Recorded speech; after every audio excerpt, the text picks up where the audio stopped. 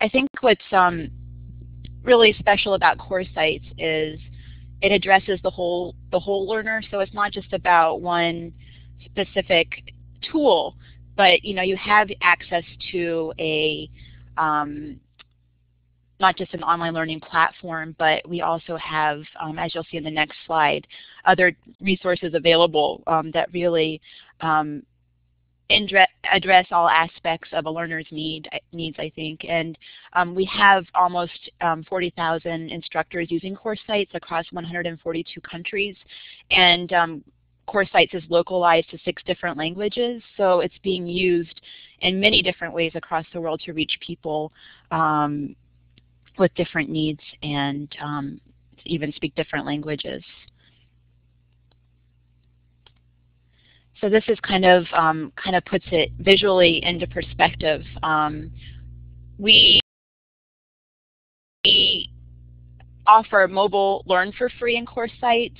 We offer collaborate in Coursesites for free for synchronous learning, and we also have partnerships. So we have NBC Learn, and we have building blocks for NBC Learn, McGraw-Hill, and Wiley Plus for content. And then Respondus and SoftChalk has also offered their services for free within Coursesites, which is amazing.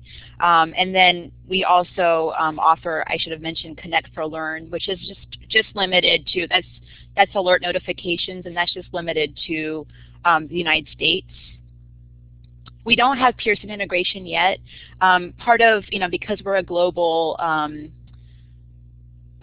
platform, a lot of it's determined by which has content that can be accessible to people around the world, because we don't want to exclude any of our instructors. So I'm not really sure where we are with Pearson yet, but Victor, I can get back to you on that. And I think what also makes Coursesites excellent is, as I said before, kind of our support, and we also offer. We have great live support, we have email support and chat, and then also training resources that we've developed on our own. So we have a whole plethora of training available to anyone that wants to kind of do self-paced learning. And I think there's even a self-paced instructor course, as well as a student getting started course. So I think with those resources, and as we think about adoption, and I talk to a lot of people that really are challenged with adoption of tools and resources, I definitely think that our short videos, our webinars, all the things that we're doing, we're just very conscientious about making sure that people are equipped to use the robustness of the platform. Is there any questions now at this point kind of about what Coursesites is? Have I left anything out that someone wants me to address?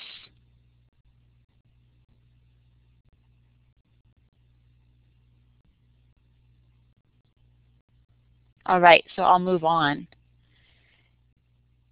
So I think as I've showed you this slide specifically, it's kind of setting us up for really having this well-rounded platform that's hosted by Blackboard. So, as I've talked to a lot of people that are challenged with their MOOC initiatives, they don't want their open courses to be part of their enterprise edition just because of student privacy and the extra work it's going to put on their system admins.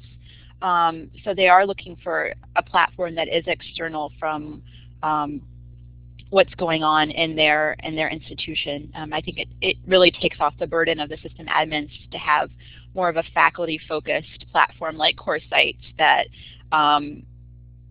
it creates this barrier between the individual instructor and the actual platform itself, and setting it up and getting started.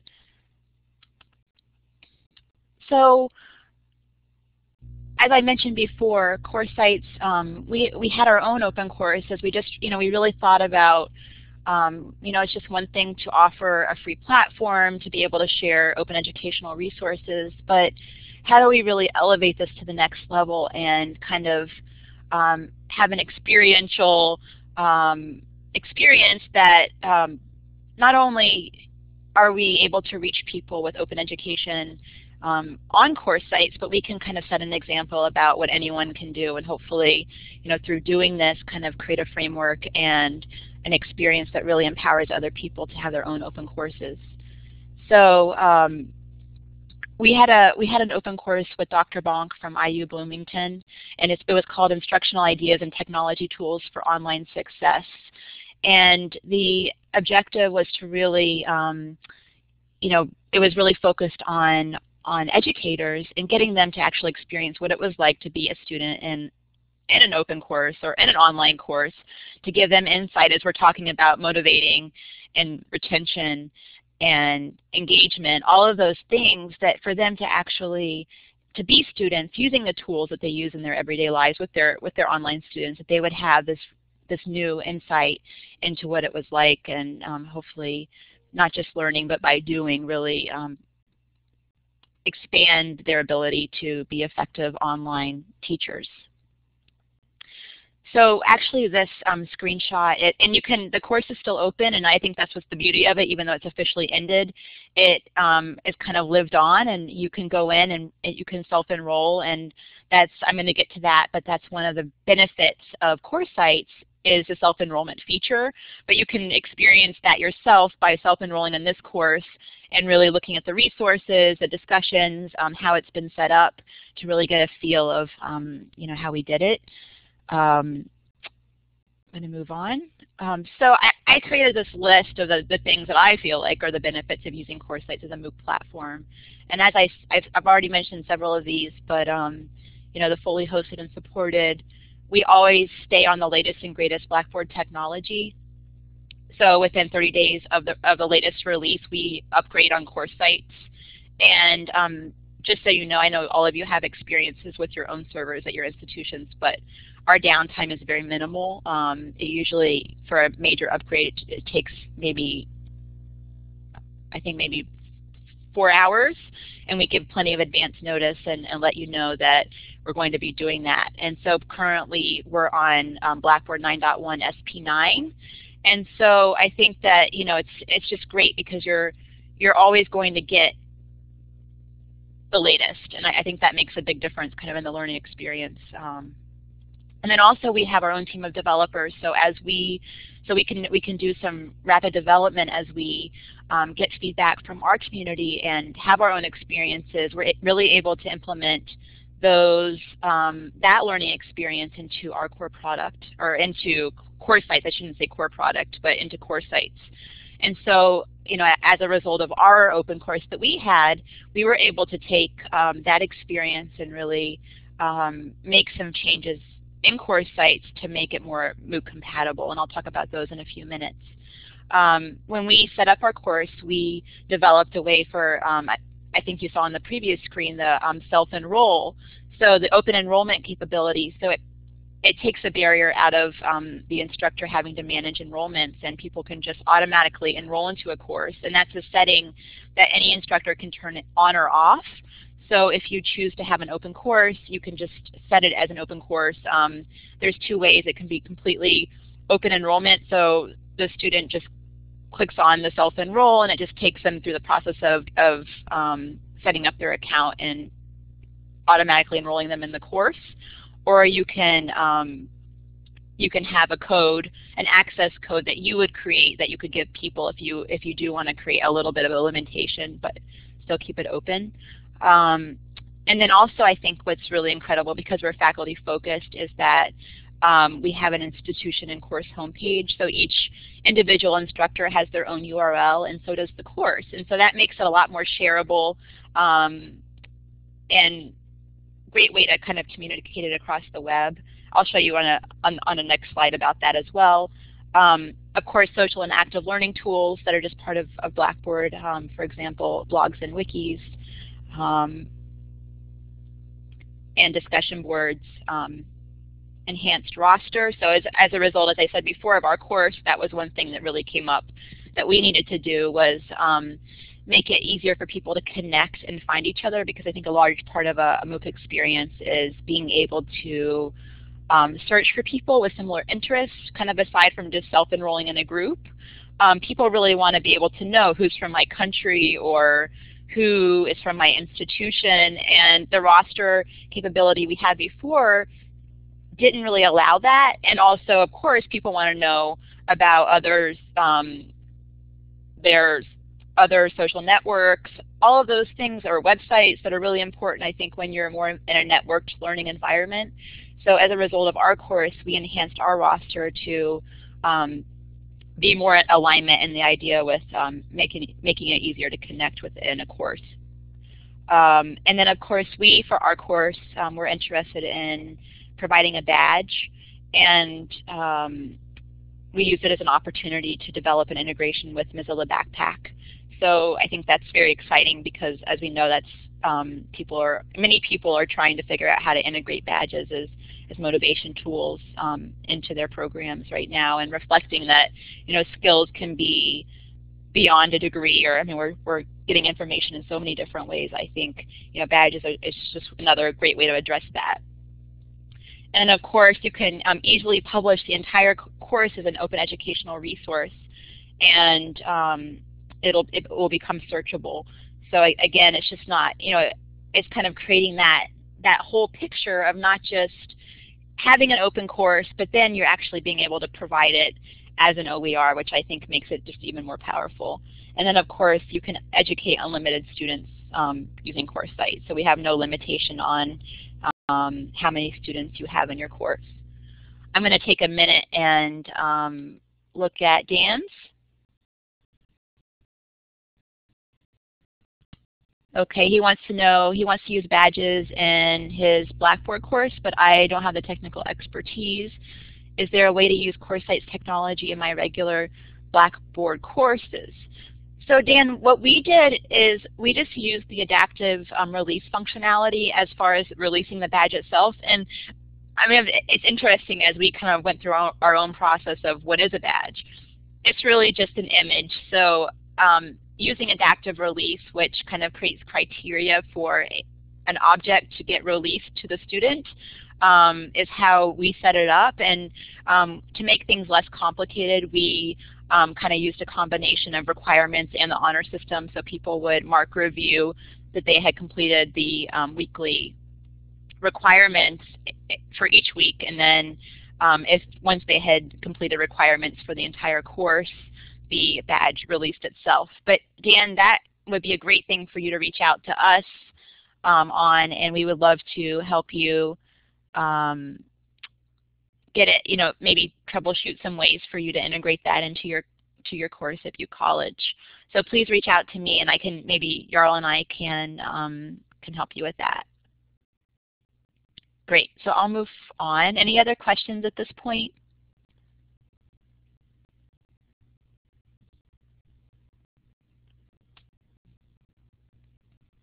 I'll give Maria a second to type, but while she's doing that, I'll just go to the next slide. So this is just an example. We actually, just using the HTML, this is actually the instructor homepage. So if you kind of think about it in this kind of hierarchy, there's the instructor homepage, which you could, where we have our Coursesites logo would be an image of the instructor, or it could even be your institution's logo. It really kind of gives the description of, oh, Marie, good question. I'll get to that in a minute, if you don't mind. But that's a great question, and I'm really excited to talk about Explore later on. So this instructor homepage is where you can really create a description of maybe what we did is we used it as a way to talk about our open course series. And we were really hesitant to label our experience as a MOOC just because we didn't know what to expect, and also we knew that we weren't approaching it in the traditionalist connectivist approach of like Siemens and Downs approach of MOOCs, where it really happens across the web and using different tools. But we really wanted to use a learning management system because we feel like these are the tools that instructors, as I said before, use on a daily basis with their students. And it was a great opportunity to really show that learning within a container of a learning management system can be just as powerful. And I believe personally just that there are many people who don't yet have the skills to search and navigate across the web. And I think that I mean, I think that, not that they don't have the skills, but I think that, you know, learning can be challenging that way. So just, I think having it all in one place, I think just creates a different type of experience. Not to say that either is better, but I just think this is the route we chose to take. So we just wanted to call it an open course. But you'll see that, you know, there's a place for description. It pulls in a blog feed. And then also it lists your courses. So if you're joining us from an institution and thinking about this on the institution level, so it could be, you know, Coursesites University, and then the description of your MOOC series, and then you'll see where it says My Courses, there'll be a list of the courses that you're teaching as open courses, which I think is really great. And then with that, you'll see this is the actual course homepage. So each of these pages have a unique URL, which just from a marketing perspective is incredible because you actually have a place to point people to. And I think we've integrated share and follow tools, or I guess I should say share tools at the top of the page. So it really makes it easily shareable, and it'll just tweet or share the name of the course, and it actually creates a brief few words for you, and you can change it if you'd like, but I just think it makes it very, you know, easily shareable. So as I was talking about before, this is where you'll see self-enrollment. This is where the student would actually enroll. So you would point them to this page specifically, or they can access it through the instructor homepage. And then this is really great too because you can actually browse as a guest. So if somebody doesn't want to fully invest in enrolling, they can also just look at the, just kind of get an overall view of what the course looks like. And then you can also access a login here. And then it will list the instructors of the course. And then down below you'll see, this is a big part of our open educational resource process is, you know, it's just on the course homepage you can see if it's been published as an OER. So you can see that we published this course as an OER, and you can download it, and we worked with Cable Green from Creative Commons to really come up with the right licensing and just to make sure that we kind of use the right process in our development of our OER share. And you know, basically what it is a common cartridge package with the license attached to it. So as I mentioned before about the enhanced roster that we created, this is just kind of a generic screenshot of it that we, not from a real course, but one we created just to kind of show people without sharing specific names of real people.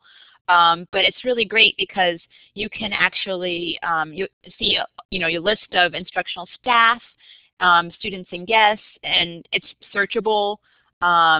You can actually look at it kind of more in various views, and then also you can favorite. You'll see where the stars are.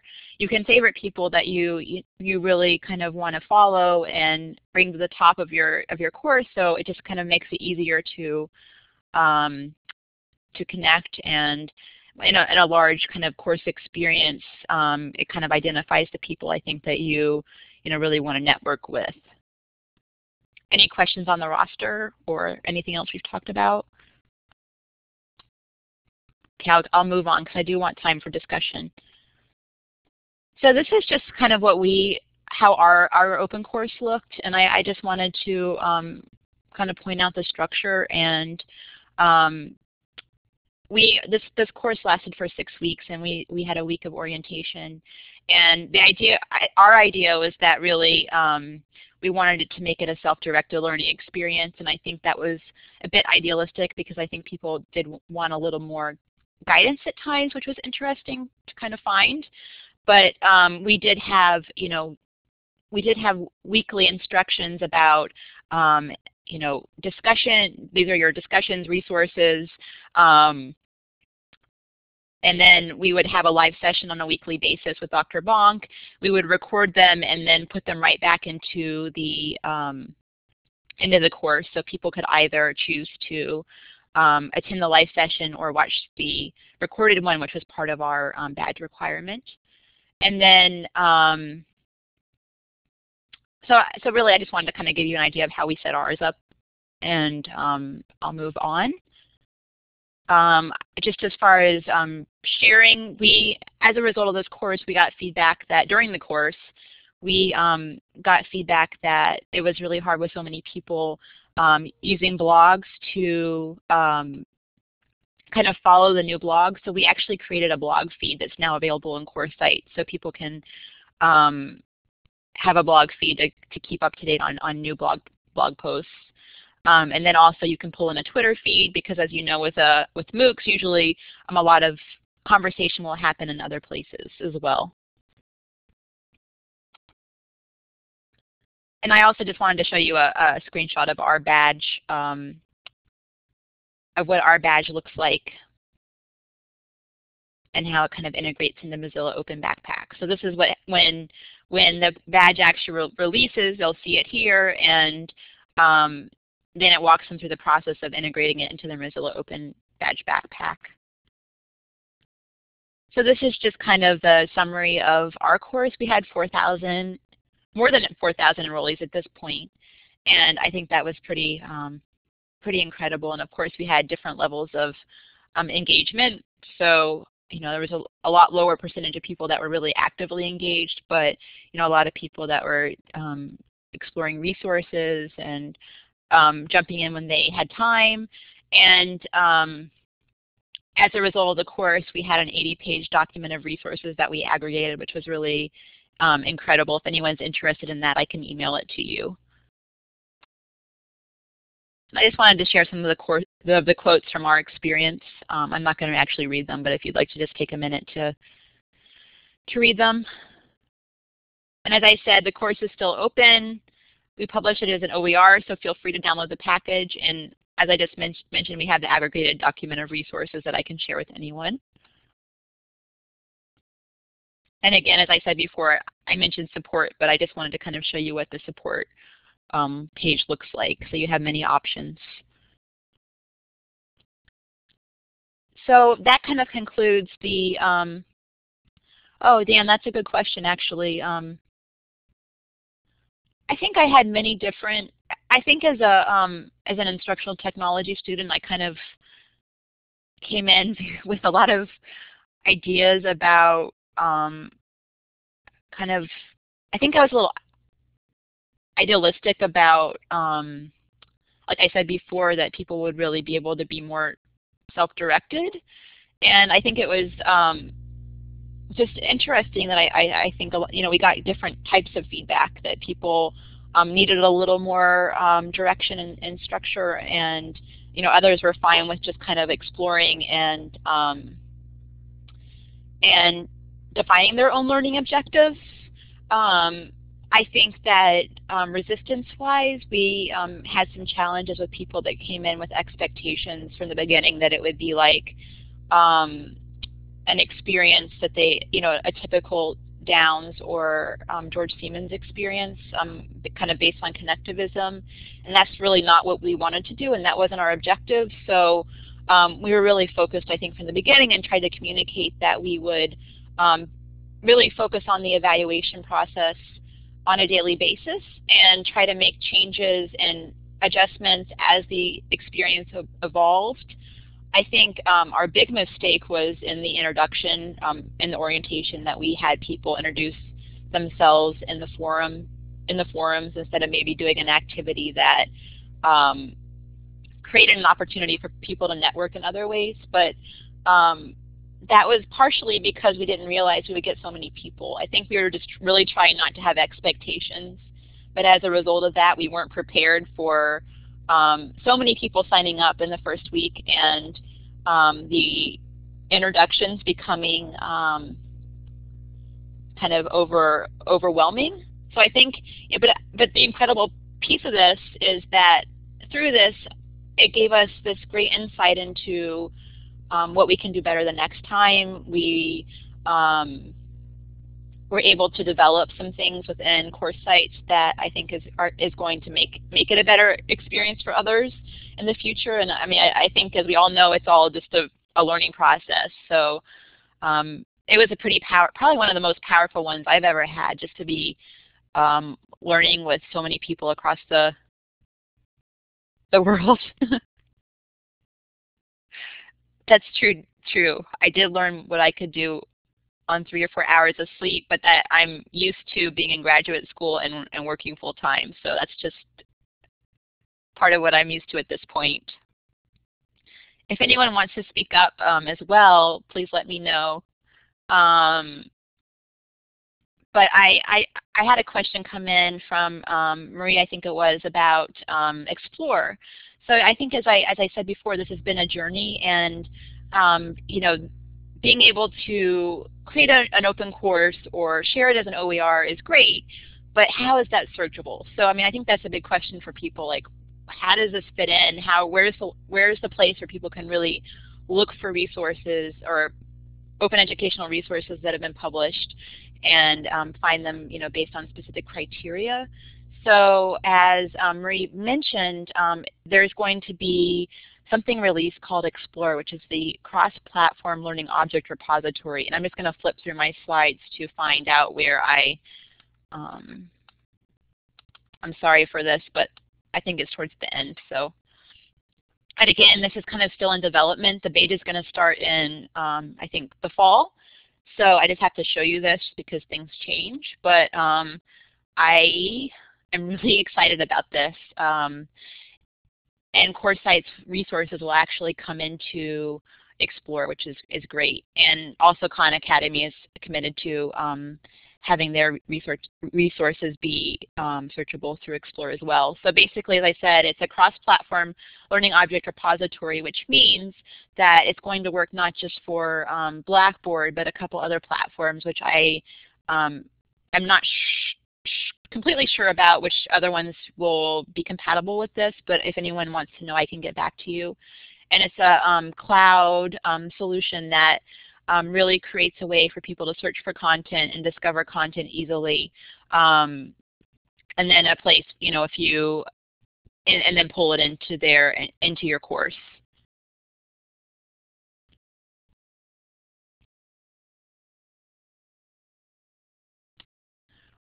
Sandra, are you talking about the NBC Learn webinar, Sandra? I will send them to you. That's great. I've been out of the office for the past 3 days, so I'm just getting caught up today. So I just saw that they came in from the person that presented, so I'll be sure to send them to you.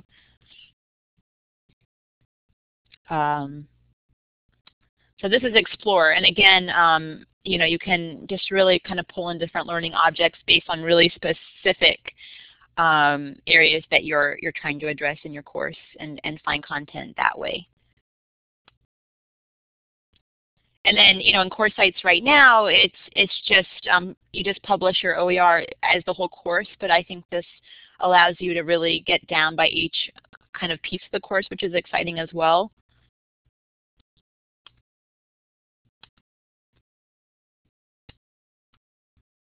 And I'm just kind of going through screenshots of that. So that kind of, Marie, does that help at all? I'm still learning a lot about Explore myself, and since it actually hasn't been released yet, I'm haven't gotten to really dig in. That's the best way I learn. So, but I think it's very exciting that it's going to actually create a space for all the resources to be searchable and discoverable.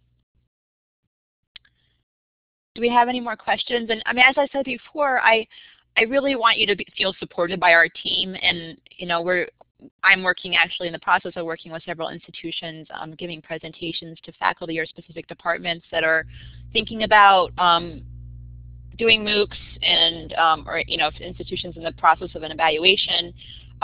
You know, we're happy to really come in and show you kind of similar to what we did today, or answer questions or attend meetings, whatever we can do to answer questions and support you. But I just really want to reiterate that, because I think it helps. It always helps to feel supported in your initiatives, and we would like to do that on the Coursesites team. So does anyone have any further questions? or please feel free to speak up. I'll take off the talk button for a minute if anyone wants to talk. It's nice to hear other voices. I've been feeling like I've been talking into space for the past 40 minutes. So, oh, I worked with a group of older adults, Dan, or so ago using Coursesites, and the login process, Dan, was a bit complex.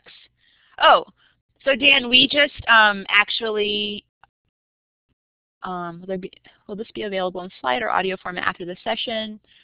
I'll start with Dan's. We just redid maybe not our, I think we might have fixed our login process. So we just released that this week, Dan. So again, that's something that it should be a lot more intuitive. But the code for open enrollment, if you select that, which I think is great, you can just, when you go to your settings, you can actually, and select open enrollment, you can actually choose to create a code. So you create the code and then you can just provide it to the students, so when they enroll they can just enter it. So it's kind of still a way that you can have a little bit of control over who enrolls in your course, but it just makes it a little easier. They don't have to actually search for you. And I always post up all of our webinars on our Coursesites YouTube channel. So again, I really try to use social media as an adoption tool. So I get them up pretty immediately on our Coursesites YouTube channel, and it's a little bit easier to view than the only thing that's missing is the chat, but I can email the recording link as well. Did I miss any other questions? And Dan, I don't know if you want to speak up at all about your experience in the Dr. Bonk MOOC, but I mean, again, it's nice to hear from participants. Can you hear me now, Sarah? Yes, I hear you. Okay. It was an amazing experience. Dr. Bonk doesn't get much sleep either. He highly caffeinated in his presentation. It was a 2-hour presentation once a week. And not something that I would want to duplicate in a course that I would teach. He has, shall we say, a unique presentation style. But I too was overwhelmed at the very beginning by all of the discussion posts. And what you guys did at Coursesites is, as the weeks went on, you began to organize the discussions into larger subject areas, and that was really helpful. And to make all of the PDFs available of all the slides that Dr. Bonk used. And then it was a realization on my part that this wasn't, say, a philosophy course. Those are the courses I teach. But it was really about presenting as many tools as possible and showing how those tools may be used. So it was more a fire hose approach. And Kurt constantly emphasized, look, if you get 1 or 2 good ideas from this, then it's certainly worthwhile. That is, to move from a really static kind of course presentation to something that gets students involved, not only just in an online course, but face-to-face as well. So it was a good experience. Some colleagues of mine and me had some good discussions about what worked in Dr. Bonk's presentation, what didn't work. What worked was, for me, the enthusiasm, and as the weeks went on, the sense of purpose that he had of getting students engaged, and that engagement then leads to a willingness to do some deeper thinking, and that really resonated with me. What didn't work was the polls. He did about 10 or 15 or 20 polls right in succession at the very beginning to find out where people are, whether they could hear him, and so forth. And that was a way of engaging the audience from all over the world who came in live. But it was a little bit much for many of us, I think. So there you go. Sorry for monopolizing, but that was my experience. It was fun. That's great to hear. Thank you so much for sharing about that. And Any other comments, or anyone else want to speak up?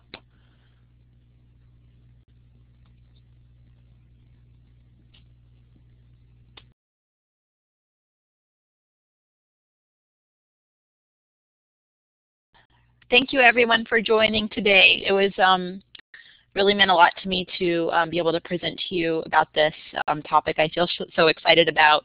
And also, we kind of did this as part of Connected Educators Month. They're having a lot of great sessions, so I highly recommend checking it out, their website out. It's Connected Educators. I can put it into the chat. But anyway, thank you, and again, feel free to reach out to me if anyone has questions.